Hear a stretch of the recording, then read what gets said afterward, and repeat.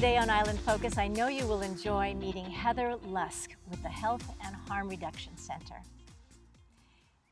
So wonderful to meet you. Yeah, thank you, Lila. I know nothing about this center, so perhaps you can share a little bit about its inception and what your role is. Sure. We're actually a newly merged agency, so we premiered July 1, just a couple weeks ago, and we are the new chapter of the Life Foundation, which is the largest and oldest HIV organization in the Pacific, been serving Hawaii for over 35 years.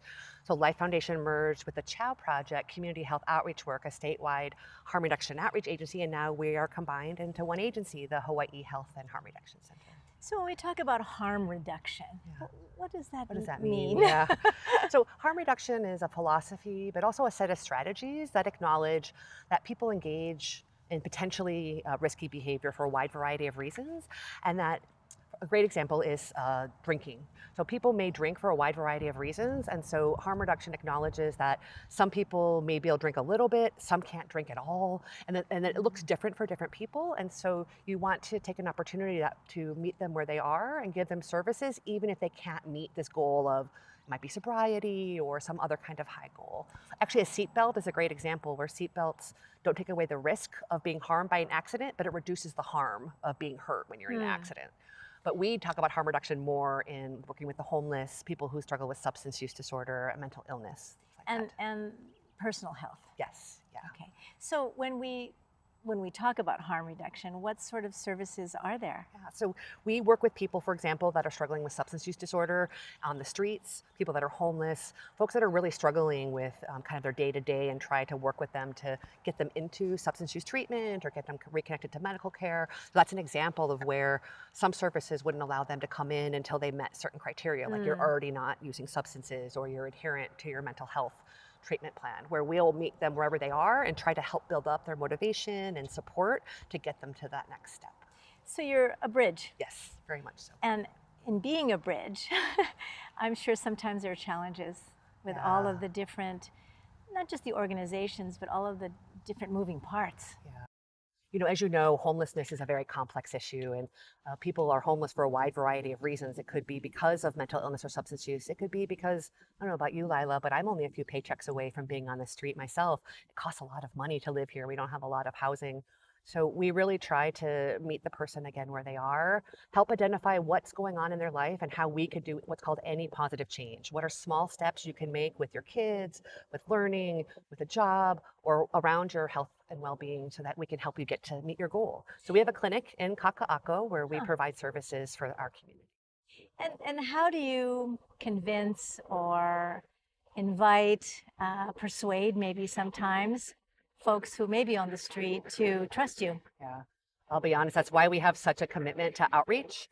So outreach workers are on the street. It's really about building relationships over time. For example, we just got someone who'd been on the streets for 20 years into housing, but it took almost 2 years of showing up, remembering their name, their story, connecting. So much about trust, too, right? And then each little step higher, and now they're housed.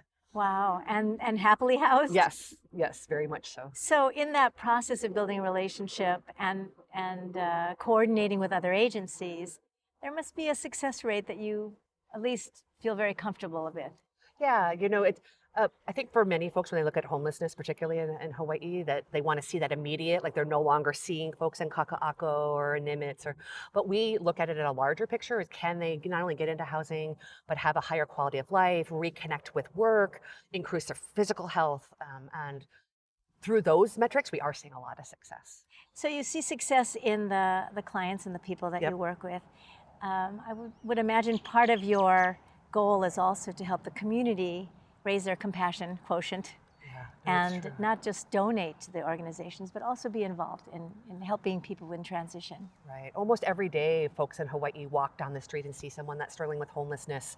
And I know many of them say, well, what could I do to help? And so more and more, we're coordinating with other community agencies, the city, the county, the state, to say together we can solve homelessness. And we are trying to find better ways for people to plug in, whether it's through Partners in Care, which is, I'm the vice chair, that's our homeless coalition on island, or whether it's through some of our shelter systems. There's more and more ways that people can make a difference and have that compassion to know that it could be your brother, sister, auntie, uncle, ourselves that could be on the street. Can they call you directly or call your center directly? Yes, they sure can. Our number is 521-2437. We'll put it on the screen. Okay, thank you. And we're also looking for folks that want to get that frontline experience as well, and being able to work with people with chronic disease and homelessness and HIV. So we have opportunities across the board to get involved, but mostly it's understanding that we're all connected and that homelessness is our issue. It could happen anywhere, and even if we might push it out of one community, we still have a housing crisis, and together we can make a difference and create more safe, affordable places for people to live. Yes, and in closing, one of the vocabulary changes that I've been practicing also is that sometimes it's not about homelessness, but houselessness. Yes, you're so right. Because Hawaii is a home. It is. And many people create a home wherever they are with whoever their ohana is, and you're so right. And in many ways, as we move towards trying to figure out what does this look like and how do we create safe places, reminding ourselves that you're right, it's really houselessness, as much as the home is where the heart is. Great. Thank you so much for your time Thank and you. for having so much heart. Thank you.